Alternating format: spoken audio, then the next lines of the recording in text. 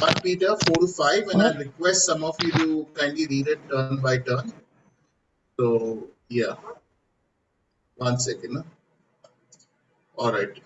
Okay. So feel free to answer, friends. It's just a wonderful time to learn the scripture. Once again, 1 Peter 4 to 5. We are just coming to the close of 1 Peter. Yes, Mrs. Marcus's mic is on here. Okay. So we basically, let's hope we can finish this. Okay. So I request. Okay, in my screen. Yeah, Mrs. Marcus, can you read the first verse? Chapter 4. Are you able to see it, Mrs. Marcus? Hello. All right. Yeah, Brother Durai, can you read verse 1, Yeah. chapter 4? First Peter chapter 4, verse Yeah. 1. Yeah, go ahead. Therefore, since Christ suffered in his body, arm yourselves also with the same attitude, because whoever suffers in the body is done with sin. Right. So, yeah, basically he's talking to Christians who are living in the shadow of persecution, because these are churches in Asia Minor, believers who had become Christians, and now some of them they were being ridiculed, and so he's telling them how to stand firm, but at the same time he's also telling them to live clean lives, not to fall in sin under the pressure. Okay, so that's what we are looking at. Okay, now what is why is he talking about Jesus's suffering here, Christ's suffering in the body? One of the better translations says flesh, but why is he reminding them of Christ's suffering in the body uh, in this situation? What is he telling them to do with about that? Remember Jesus, how he suffered in his body, while in his body, in his flesh. Why is he drawing their attention to these Christians who are living in the shadow of persecution? Anyone? Quickly. Sister Mamta, welcome. Yeah, Eben, is that okay? Yeah, anyone? Thank you, sir.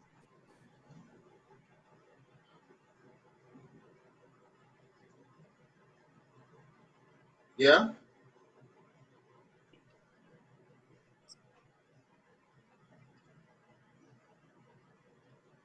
Anyone?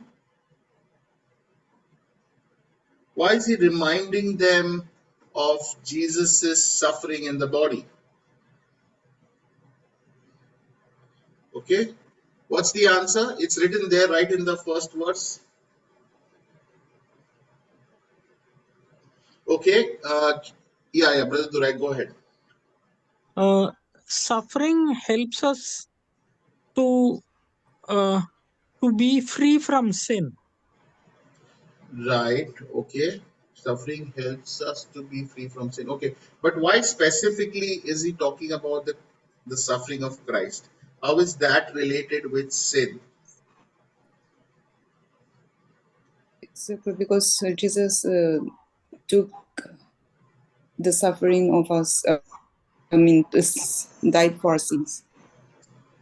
Okay, Jesus died for us sins. Yeah, okay, fine. Yeah.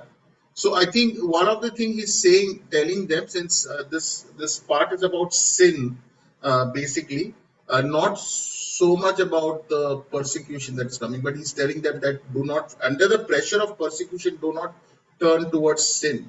Okay, so what is he saying is that identify with the suffering of Christ, because what happens is when Christians, as we believe that Jesus suffered, this is a bit of a tricky verse to interpret, but what it looks like it is saying is that for Christians who identify with the suffering of Christ, they will automatically find victory, because Jesus has defeated the power of sin and death. So those who say that I suffered with Christ, I died with Christ, and we also have the victory over sin. Okay, So this is what he's trying to say, and he's saying, arm yourself with the same attitude. So in the midst of this, the attitude of Christ is a weapon that we can use. Yeah, the attitude of Christ is a weapon that we can use. Quite amazing, to think about it, that in any spiritual war or any challenge that we face, we can say that I'm going to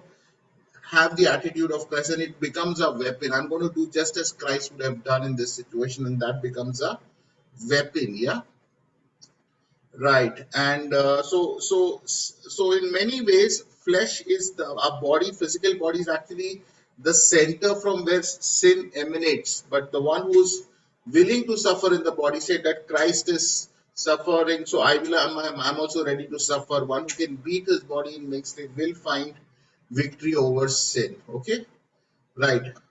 So as a result, they do not live the rest of their earthly life for evil human desires. So what happens to people who are willing to suffer? They are not willing to live according to evil human desires. Now, can I ask you a question? That what are human desires evil? Are human desires evil? In what way human desires can become evil? I mean, I desire, like, my desire is to listen to music. My desire is for good food. My desire is to sleep. So, how is that evil? Anyone? According to verse 2? Yeah, welcome, Brother Durai. Welcome. No, sorry, Jaikar, Brother Jaikar. Welcome. Yeah. How is at what point do our desires become evil? I like to go in for, I like to take a walk early morning in the nature. Is that evil desire? So how are our desires evil? Anyone?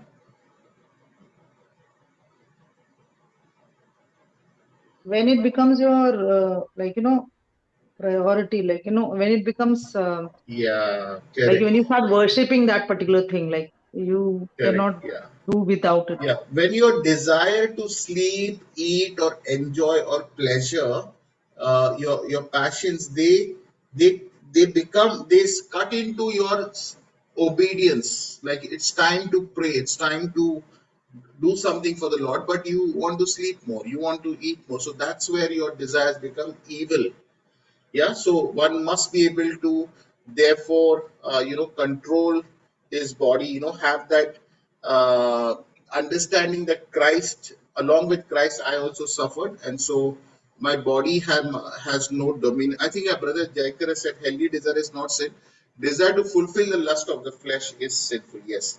So when it becomes exceedingly more, of course, there are some things which are straight away sinful, like the desire to take revenge, desire adultery. So those things are straight away wrong. But then sometimes even a normal desires, that I want to listen to music, I want to go out, I want to enjoy, I just want to have a good time. Those can become evil if they cut into our uh, obedience to the Lord, if we can't control our desires. Okay. All right. Now, okay, welcome, Angelin, just joined. All right. So, for you have spent enough time in the past doing what? Okay. Now, here in this verse 3, if we go ahead, uh, why will these Christians who are former Gentiles or idol worshippers, Roman citizens, living just like everybody, now they have become Christians, and he's writing to them.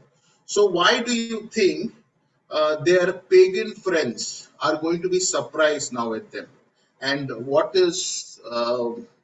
are they going to react now that these people have become Christians? How are these pagan friends? Why are they surprised at them? You think?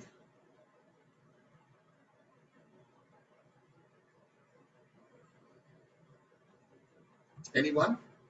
When somebody is an idol worshipper, somebody who used to live in sin, enjoy, now he's changed. So why does it surprise the pagan friends that this person is changed? Anyone? Uh, oh, my audio breaking? Are you not able to hear me? Is it? Is my audio breaking? No, Anyone? no, no.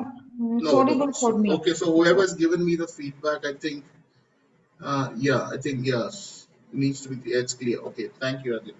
Yeah, so basically, why are these pagans now surprised at these Christians, these new Christians? Can anyone tell me?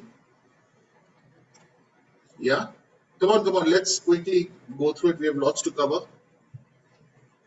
It's written right there in front of you. Don't be afraid.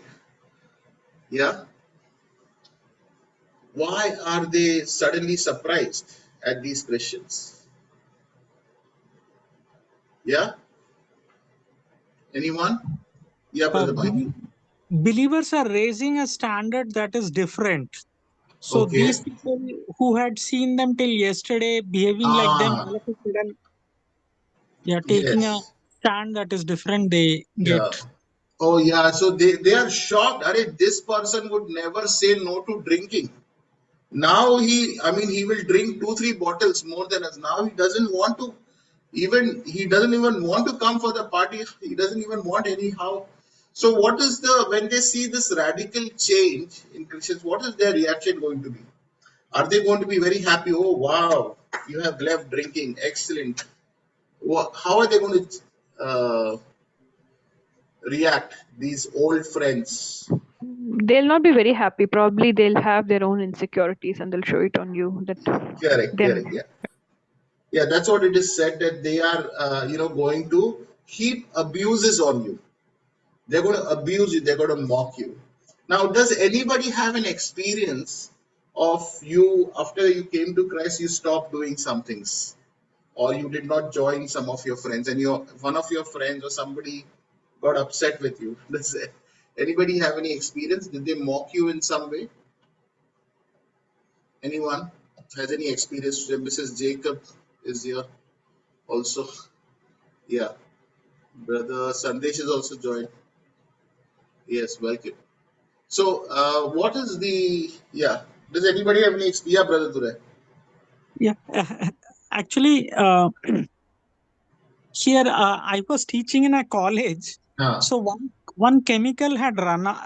We had used a chemical. Now that chemical was not available in biotechnology, biochemistry, bioinformatics. okay. So I got it from one of my friends from ICER. So Ah, what happened was students who needed that, they took it and used it, and suddenly the vial was missing. ah, So I wrote it to the management that biotechnology teaching staff had stolen that, which I had brought it from there. ah, These people got wild. How can someone say like this? Because okay. they think they can do anything and get away with it. That was a big issue. Right, right, right. Yeah, yeah. So even today, if you really try to follow Christ, people will hate you and they will somehow, say things to you. Okay. All right. Let's move ahead now. Okay. Let's go ahead now. Okay. Sano, can you read verse 5 and 6? Can you unmute and read? Yeah. But they will have but they will have to give account to him who is ready to judge the living and the dead. For this is the reason the gospel was preached, even to those who are now dead, so that they might be judged according to human standards in regards to the body, but live according to God in regard to the spirit. Yeah. So here he is talking about who, but they will have to give account. So who's talking about whom? He's talking about the Gentiles, the pagans who have been abusing you and all that, who are right now making your life difficult because you have changed, you have left, you have become a Christian. They will be brought to account. So, what does it mean that they will be brought to account? So, basically, will be brought to account. So, what is the difference between Christians being brought to account, and what is this brought to account according to human standard? What is he saying, Peter? What is going to happen to both Yeah, I think not want us to lie. Sometimes if we deny, they get upset. Yes, yes, correct. All right. Uh, right. So now, what is this account that he's talking about? That they will be brought to account. Uh, to him who is ready to judge the living and the dead. For this is the reason the gospel was preached even to those who are now dead, so that they might be judged according to human standards in regard to the body, but live according to God in regard to the spirit. Okay, now this is a bit complicated, so I'm gonna just go ahead. It's a bit difficultly phrased. So he's talking about that. Yes, the Gentiles will be brought to account. They will be answerable to God. So yes, they are making your life difficult. They are persecuting you, but God will judge them. And then it says, "For this is the reason the gospel was preached even to those who are now dead." So he's talking about believers who have now died, and it says so that they might be judged according to human standard in regard to the body, which is means that the body will die, but live according to God in regard to the spirit. That means they will continue to live. Those who have responded to the gospel will continue to live in the spirit world, spiritually. But those who are dead, basically, they will face the judgment of God. That's what it means. Okay, so we are just going to move ahead, right? Now it says in verse 7. Yeah, Angeline, can you read verse 7? The end of all things is near. Therefore, be alert and of sober mind, so that you may pray. Okay. Okay, the end of all things is near. What is he referring to?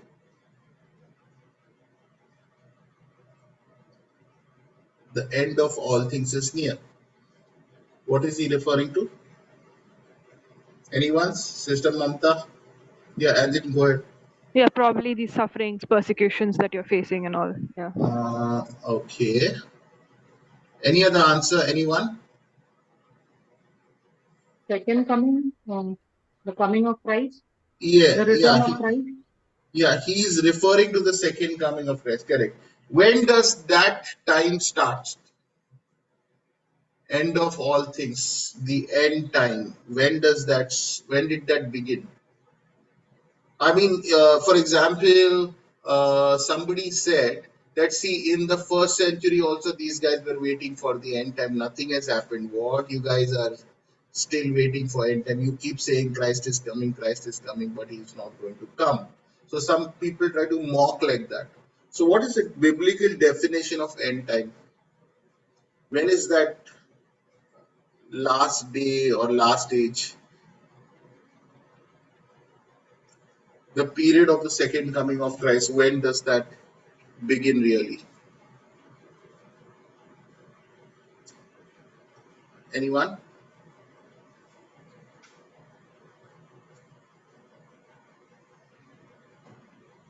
Okay, I think we did it right. The last days, isn't it? Uh, we did it last time. Brother Sandesh, Sister Mamta. Yeah, this is basically from the crucifixion, resurrection of Christ to the second coming of that entire period is called the end time. We are already in the last days. We are already in this end. So end time of all things is near. He's talking about that Christ is coming soon. He's encouraging them to be alert and be sober minded. Now, do you think why is he saying that to be alert and sober minded? So he's using this military term. So why do you think it's important to be alert and sober minded to pray? A lot of times we assume that I will pray and I will then become alert and sober minded. But he's saying, no, you have to be alert and sober minded so that you may pray. Why do you think you need a alert and a sober mind to pray?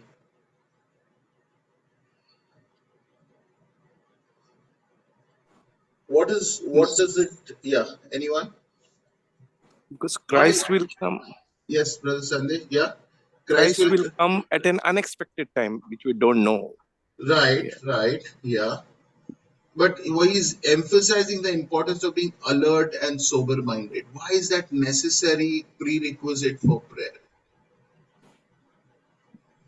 That we might not fall in temptations, or we may not give up. Okay, that's a good answer. Okay, anything else?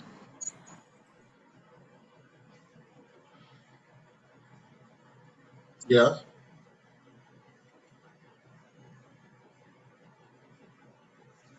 Anyone? Do you recognize a connection that to have an alert and sober minded, to be sober minded? Do you think that is important for prayer? You need to have that kind of a mind for prayer. Yeah. Anyone? Yes, because even in the Garden of Gethsemane, Jesus had to tell his disciples, no? Be watchful and Yes. pray. Yeah. So it is important to be vigilant. Now, one of the thing we can also can happen is we can have lot of, if you're not sober minded, if you're not clear headed, if you're not alert, we can always have many other things in our mind running while our mouth is mumbling. We are praying, but we don't have the concentration. You see, we can be cloudy headed. Sometimes a worry can cloud our thoughts and our imagination. We are praying, but we are not completely in it. I do not know if you've experienced this. You can also be under the influence of some thought, some emotion. Sometimes a movie, a song can cloud your mind, your ability to focus on the Lord. And He's saying to be alert and sober minded, to have good judgment, to be clear, to sense God. And I think if you have even noticed that when you sleep well and get up, you can pray so much better when your mind is clear and rested. So think about that when we pray, we are not only, I think so many times we are praying and we feel sleepy because we are always praying in a way. While it's not wrong to pray when we are tired, but I'm just saying that so many times the idea of prayer also becomes difficult for us because we have lost the ability to concentrate. Our mind is so distracted all the time. We don't know what it is to be still before the Lord. The offerings that during prayer, sometimes the freshness of our mind, the concentration of our mind can also be an offering unto the Lord. Okay, right. Think about that now. All right. So it says, now what else is he telling them to do? Okay, he's telling them to be alert and sober minded so that you may spend time praying, so that you can actually have an effective prayer. You can pray for a long time, spend more time praying. What else is he telling them to do? Verses 8, 9, and 10. Okay, let's look at verses 8 and 9 first.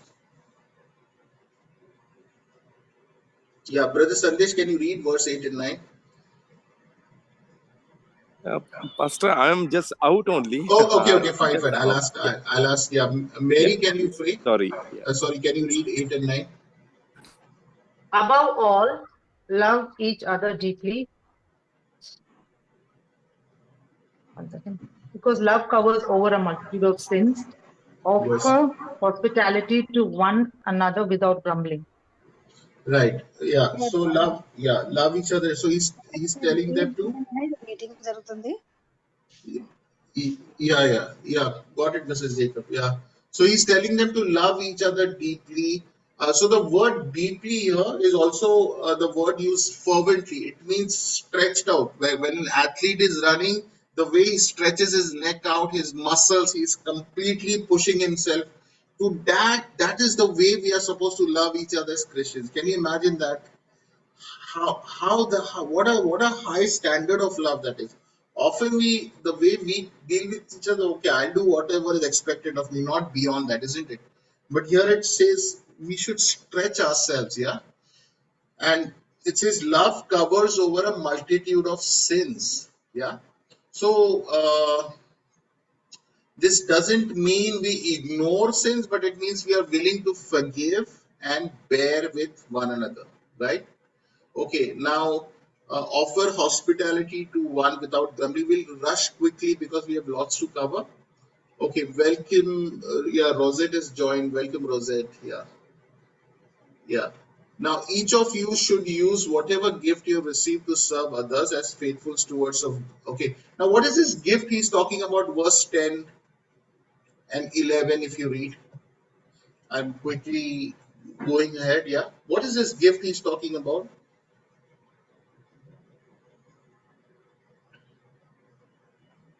Anyone? Yes, Brother Sandesh? It's a gift of Spiritual gift. the spirit. That is what. Correct. Yeah, he's saying this is the gift of the Spirit. But why is this gift supposed to be used? For what purpose we are supposed to use this gift? Is to edify the others. Edification. Yes, to serve one another. Yeah, No one to other. build each other as Christians. Right. Now, can you tell me some of the gifts all of us commonly have? Some of us have different gifts, right? What are the gifts mentioned here? Hospitality, serving, singing is there. There are different gifts, right? Now, you must, I think all of us have some gifts. Some have a gift of teaching, preaching, organizing. We have different, and of course, there are these other gifts of healing and prophecy. But the question is, are you using your gifts faithfully in your church, in or in amongst Christian? Are you exercising those gifts? You're always making excuses not to? So I'm quite sure that so many of us have actually received compliments also. People have said, oh, you have the gift of encouragement, oh, you have this gift here. So it's very important to ask ourselves, am I using all my gifts today, or am I too distracted by worry? I'm too distracted by my worldly things, or it's my own uh, what do you call it, hesitation. Yeah. So again, these gifts are not to be used by our own strength to say that, okay, I'm Superman, I have this gift. It is depending on God's strength and for God's glory that we have to use these gifts. Okay. Let's go ahead quickly. Okay, dear friends, do not be surprised. Okay, I'm just going to at the fiery audience that has come on to you to test. Okay, as though something. Yeah. Now, what is he telling? When you live a Christian life, what should your expectation be? Obvious expectation be.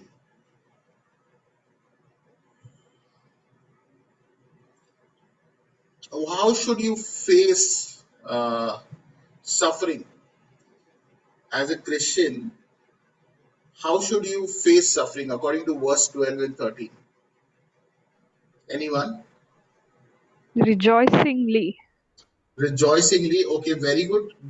To rejoice that you are so privileged to suffer. Wow, such a privilege for me to suffer. Yes, right, as Christ suffered. But what else is there?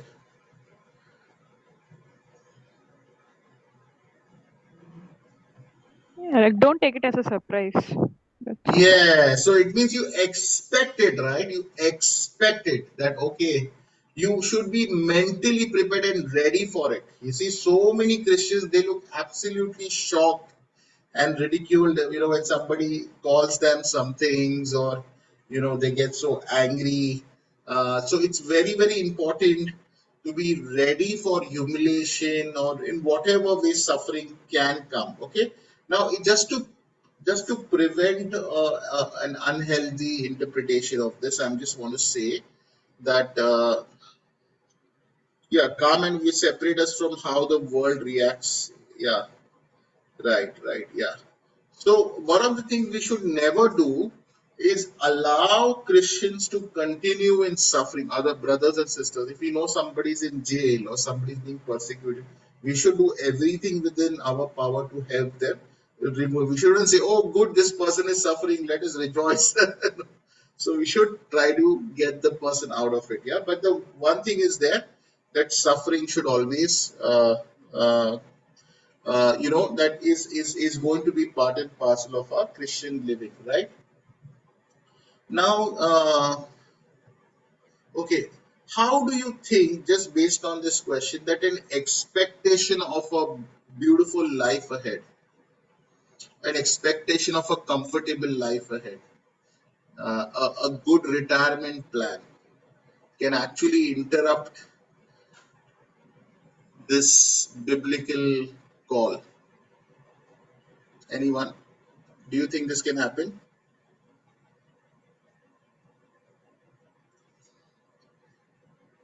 Do you think it can happen? That do you think it's wrong to make a good plan for your life if the Bible is telling you to expect suffering, rejoice in suffering? Anyone? We should Yes. plan things as everybody does it. But if plans go here and there, we should not worry too much because God Correct. will. Yeah, yeah, correct. Yeah, so yeah, it's good to have a good dream if you want, if you plan your life ahead, but we should not worry about it. We should know that at the back of our mind that yes, as I'm a follower of Christ, and yes, there will be suffering in my life. Yeah, we shouldn't be too shocked about it. So, because I think sometimes some people hold on to this beautiful dream and expectation of life so fiercely that they will make sure they will keep making compromises, and they will soon, even stop following Christ because they're in so much love with their dream, or they don't want their expectations to be spoiled. All right. So if you're insulted, yeah. Now here it says.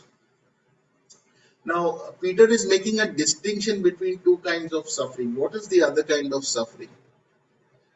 There are two kinds of suffering. One is that you suffer for Christ. What is the other kind of suffering? Because of evil deeds. Because of evil deeds. Yes, correct. In verse 15, it says, if you suffer, it should not be as a murderer or thief or any kind of criminal activity. So the thing is, in our life, there are also two kinds of suffering. One is suffering which is in following Christ. It can also include our normal living. We are trying, but there is another suffering that can also be because of our selfish desires, our sinful living, our worldly expectations when they are getting dashed. I think, as Paul says, no, tell the rich, not to chase these desires. They, in order to become rich, they chase these desires, temptations, and they fall into sin. So, and they suffer. So it's very, very important to ask ourselves today.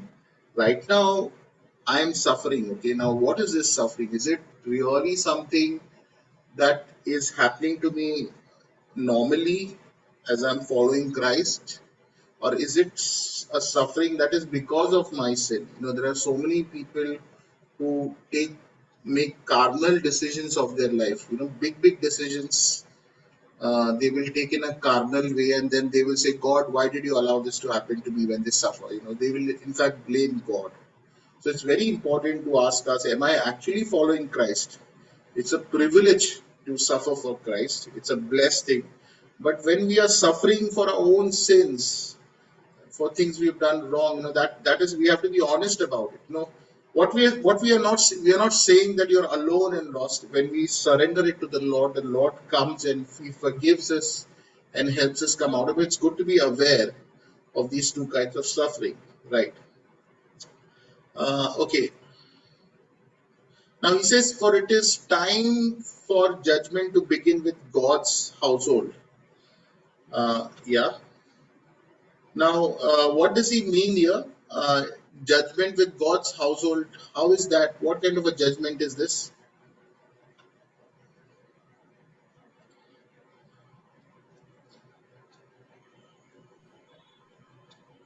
It is a judgment what we have done, how we lived on this earth, what we have done for Him. Yeah.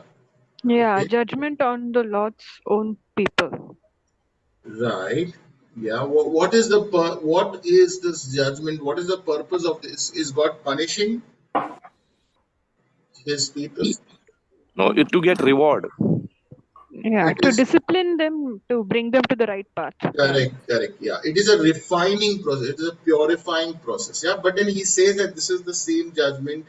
If he says, for it is time for judgment to begin with God's house, and what will be the outcome be for those who do not obey the gospel of God. So he's basically saying this is a fire, refining fire. Like, for example, you can use fire constructively, and the same fire can be used ahead to destroy something completely. So he's saying judgment will begin with God's household. It is here in form of persecution. that to refine you, but how much more it will, as it spreads, it will, judge those who do not obey the gospel of God. Yeah. So basically saying now those who are suffering for the gospel for Christ, surrender them yourselves to the Lord. Okay, because God is in control. Whatever happens, if you are afraid of your future, afraid of whatever, remember, live a surrendered life. Because when you live a surrendered life, you are not worried about anything. You are able to trust the Lord. Right? It's everything is in His hands. Right now, to the elders. Now, what is the instruction that He's giving to the elders?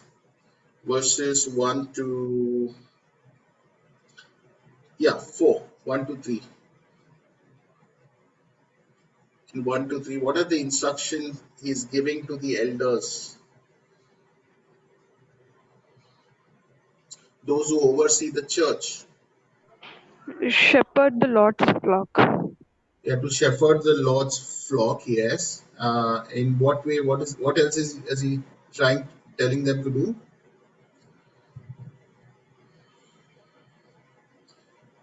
Watch. Yeah. Go ahead, Sandesh. Not to put pressure on them. I No, mean, yeah, not to put anything, pressure on them. but be an Yes. example to them. Correct. Be an example to them. Excellent. Not to lord it over to them. Yes. Anything else? Yeah. What would be, he's using the word shepherds. What is the job of a shepherd essentially towards the sheep? Keep watch. Keep an eye. Yeah, keep watch. Provide Yeah, for. provide for them, protect them also against wrong teaching. And he's telling them not to be disobedient, because there used to be a lot of false teachers who used to take money and all of that in those times come in. So, let not any monetary gain be a motive. Yeah, and be examples too. And who's the chief shepherd from where they will receive the crown? Who's the chief shepherd? Verse Lord 4. Jesus Christ. Lord Jesus Christ. Okay, correct. Now, what is he telling to the younger people now in verse 5? Submit Submit to to the those elders. elders. Yeah. Yeah, submit to the elders. Correct, correct. Yeah.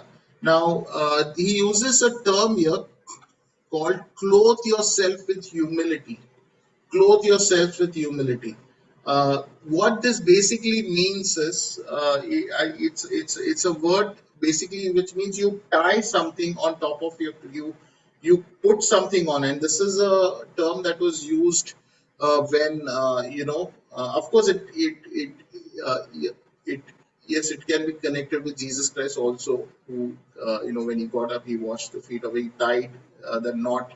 Basically, it means tying the knot, but it actually means, in terms of description, that slaves or cooks, when they used to work, they used to put on an extra cloth. Say, for example, you must have seen painters, no?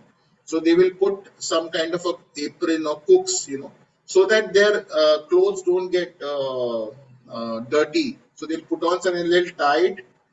So basically, put on a Christ-like attitude, clothe yourself with humility towards one another. So that's what he's telling the younger people. So make an attitude, make yourself lowly and humble and obedient. Tie and not be committed to humility, right?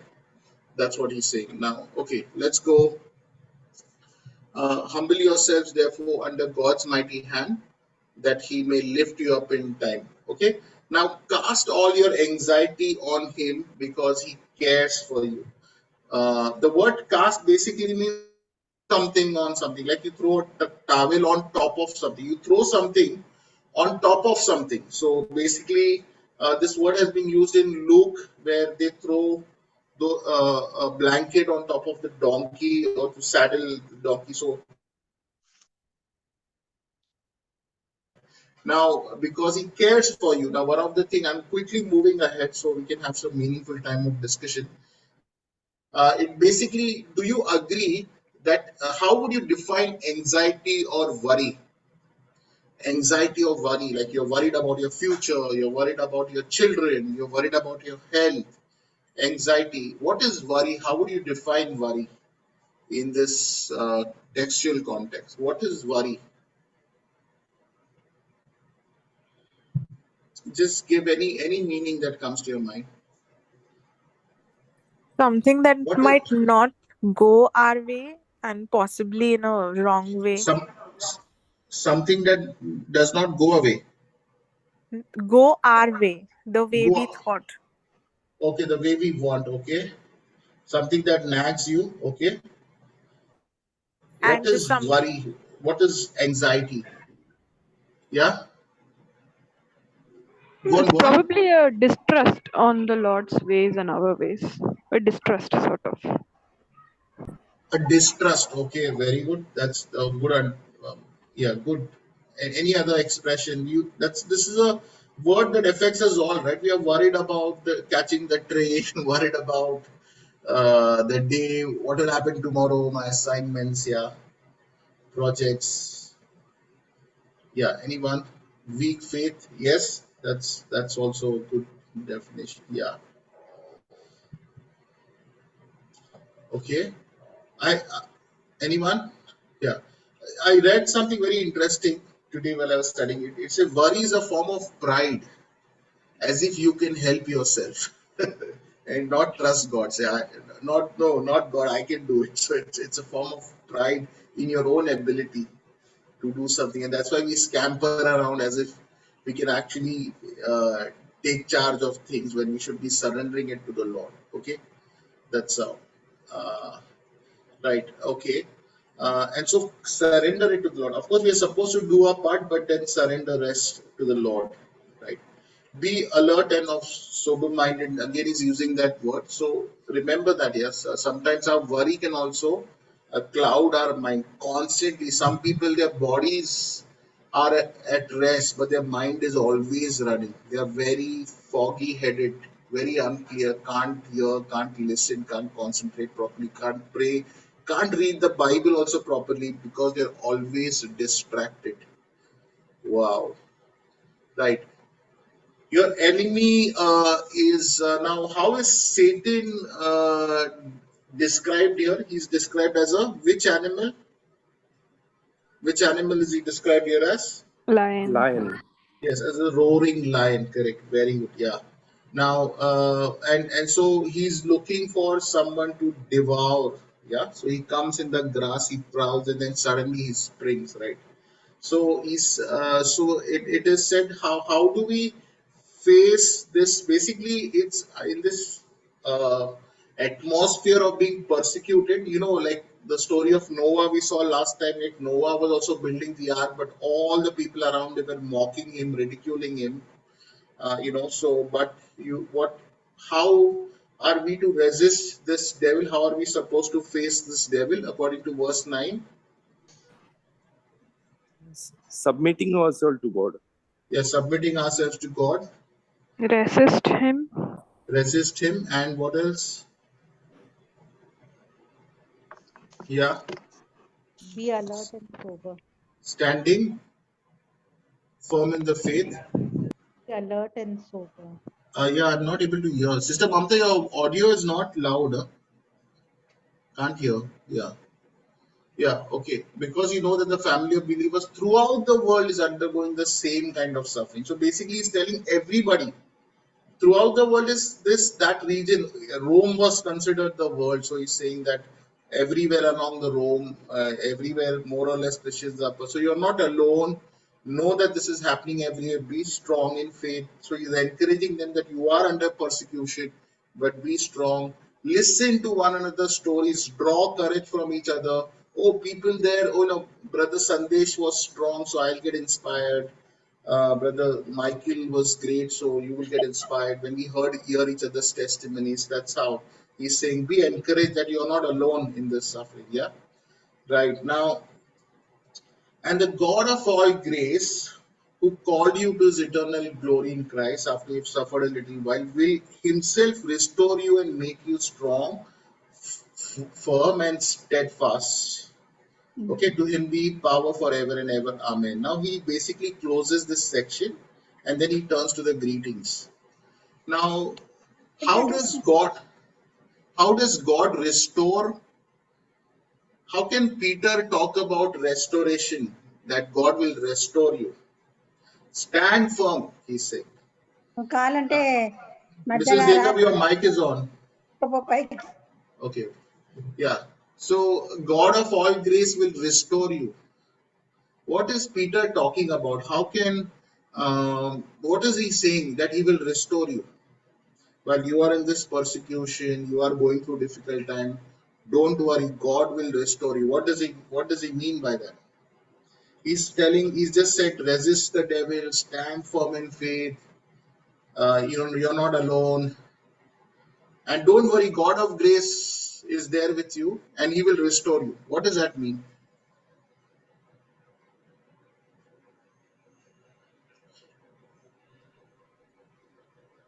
Yeah, brother For Sandesh. suffering for a while, after suffering for a while, Yeah, afterwards. will himself restore you and make you strong. Right, right. Okay.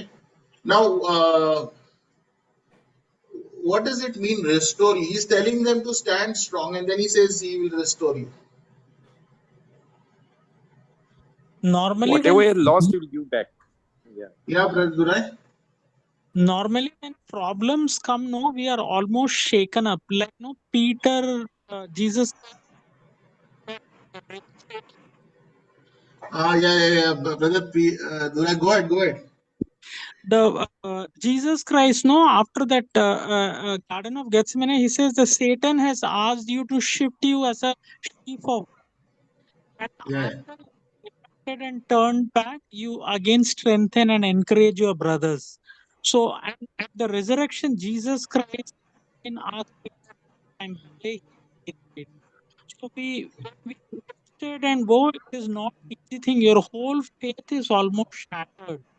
So so in that also to have trust and approach God in humility, Lord, we have failed. That is what is the real restoration like. yeah. Can does Peter have any authority to speak about God's restoration?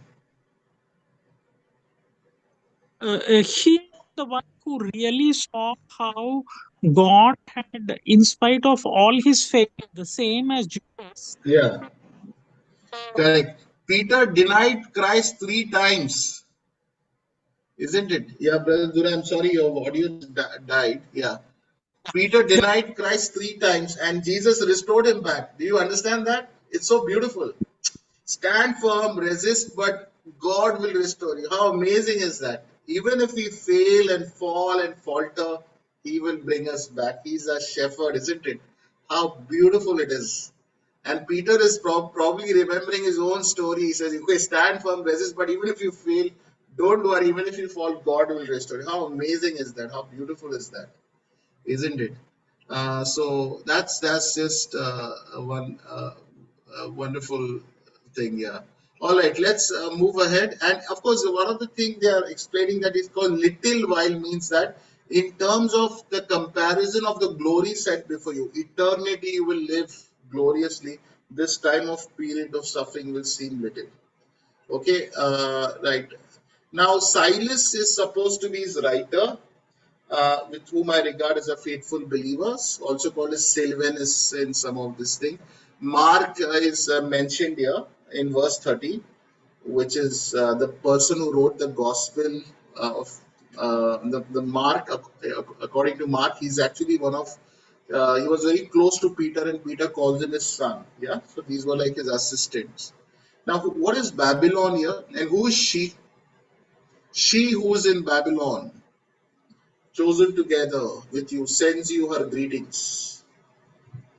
Who's she suddenly? And what is Babylon here? Anyone? I think we did study this, right? In earlier in this letter, Babylon, the word.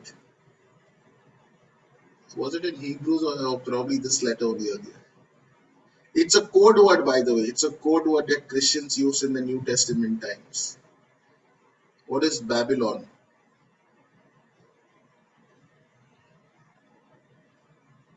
Yeah? Okay, what does Babylon signify in the Old Testament? What did it stood for? That statue of it's not coming to my mind. Statue. Is it a place of Daniel. exile or something? Exile, correct. Yeah, exile. It was a center of power, world's power, might. The Babylonians, and they invaded and they took Israel people into exile. What is the center of power in the New Testament age? What was the center of power? Which empire? The Roman Empire. Yes, Sister Mamta, well done. That was the Roman Empire. And he's saying that this particular, he says, is the Babylon now, which is hostile to you. You are living in Babylon, and you are in exile. Yeah. So basically, he's talking about you are in Rome, just like you were in exile in Babylon, but one day you'll be restored. One day God will take you out of this. Now he says, greet one another with a kiss of love. Do you think he's telling Christians to kiss each other with love? So are we disobeying God now that we are not kissing each other in love after church service? What does this kiss mean here? Anyone? It's like a Greet one greeting. another with a kiss of love. Anyone? What? Yeah, Brother Sandesh. It's like a greeting, one type of greeting. It's a greeting. Yeah, it's a greeting, right? Right. So are we supposed to take it literally? No, Not literally. Okay, not what would be physically. the correct? What would be the equivalent of kiss in today's time? Loving each other. No. Loving each other, okay. Anybody else? But he's talking about Depends, greet. Yeah, depends on the culture that we are in. yeah, correct. Yeah, depends on the culture that we are in. Correct. Yeah. So, what would be in your culture, in your church? What is the way you all greet each other? We shake hands. Yeah, Sister Mamta, You shake hand. No, you give your you hand. shake hands. Yeah, you shake hands. Right. Yeah, I mean, if okay, and anybody else would like to share what they do in their church, how they greet each other? In Tamil culture, normally males and females just wish by folded hands, namaste. But in Oh, not even they don't touch, correct. but not even Yeah, touching. yeah. I think again, Brother Dura is In Punjab, no, they even males and females who are yeah. not, they hug each other. The Catholics and the Westerners, they literally have a peck on the cheek. It is like Correct. Yeah. Okay, thank you. Yeah, Rosette said that shaking hands and hugging is what they do. The way we treat some. Okay, if somebody like Rosette goes to Brother Durai's church, say Tamil church, and hugs people, will it be correct? Where they don't even shake hands, they are doing like this, Namaste. It will not be correct. It will not be correct. It will not be appropriate, right? What else? So it's not supposed to be taken literally, right? It's supposed you should do it. The correct thing is culture appropriate age, time, and culture appropriate behavior, right?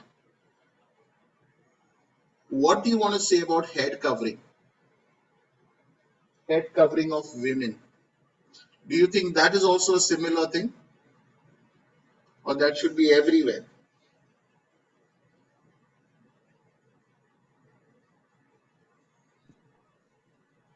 Yes, It's not compulsory. it's not compulsory. Yeah. So, so in Paul's time, even that again that head covering was there because it was considered bad for women to leave their hair open. So it's again a culturally appropriate. If you go to any place like Middle East, Afghanistan, and you are supposed to cover your head, yeah, you don't make that like a standard. I think this is what happens when we don't interpret text the meaning of the text, and get stuck in the letters and the words and all of that. So it's very important to understand that. Yeah. Right. Now, can you, in this particular passage, what Peter is telling the Christians is to, in the midst of persecution, while you're under pressure, continue to stand firm and continue to do what you're supposed to do. Okay, not just resist, but continue loving, being respectful, loving your enemies, continue doing the right, those who suffer, continue doing God's will. Yeah. So uh, so can you think, so basically it means that I can shoot somebody, I can shoot in a target for target practice. It is one thing to get everything correct, that hit the bullseye when I'm shooting, but it's another thing to be in the battlefield and shoot correctly when bullets are flying in your direction. Are you understanding what I'm saying? It's one thing to be a good Christian in times of peace, but it is a complete other thing to be a Christian, good Christian, obedient Christian, and continue obeying God's will, continuing doing what you're supposed to do, exercising your gifts, moving forward, and fulfilling God's plan. And when you are under persecution, when you are under fire, when you are under pressure from all sides, can you think of somebody in the Indian context who became a Christian, who was under fire, who showed tremendous courage under fire and actually accomplished a great thing for God? Anyone from Indian Christian history? Okay, from world Christian history also, but better from Indian Christian history. Can you think of someone? Graham States. Okay, that's true. That's fine. Yeah, his case was that it just came upon him at that time. Yeah, there was some heat and persecution. Yeah, but we'll take that. Any other example of somebody who, when they became a Christian, but Graham Staines was already a Christian. No, I'm talking Sadhu about, Sundar Singh. huh? Who Singh. became a Sadhu Sadhu Sundar Singh. Sundar Singh. Yeah. Okay, yeah, Sadhu Sundar He Singh. faced Yes, a lot of persecution. right. Yeah, he faced persecution. His job was to go and do evangelism work. Yeah.